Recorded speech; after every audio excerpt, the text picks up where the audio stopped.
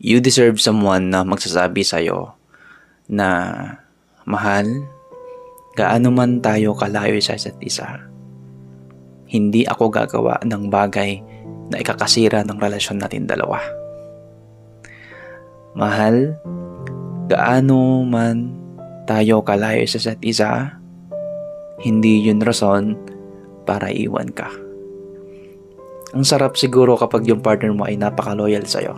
Yung walang ibang focus kundi yung relasyon nyo at ikaw mismo. Walang ibang ginagawa kundi magtrabaho lang, mag-update at mag-assurance.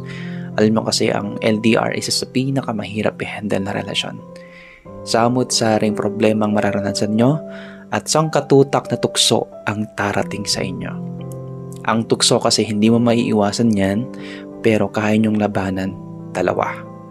Hindi mo yan kayang labanan mag-isa kasi matutukso ka at hindi ka makakapag-isip ng tama.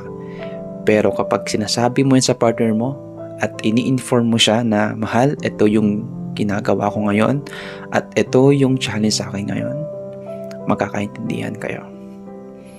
Always remain calm and faithful to your partner because no matter what, siya pa rin ang pipiliin mo kung siya talaga yung mahal mo.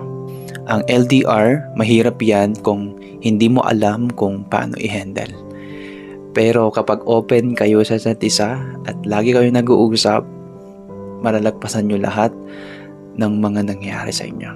Kapag nalagpasan nyo lahat ng problema nyo at nasurpass nyo lahat ng mga challenge sa relasyon nyo, hindi na kayo basta-basta natitinag at hindi na kayo basta-basta nag-give up.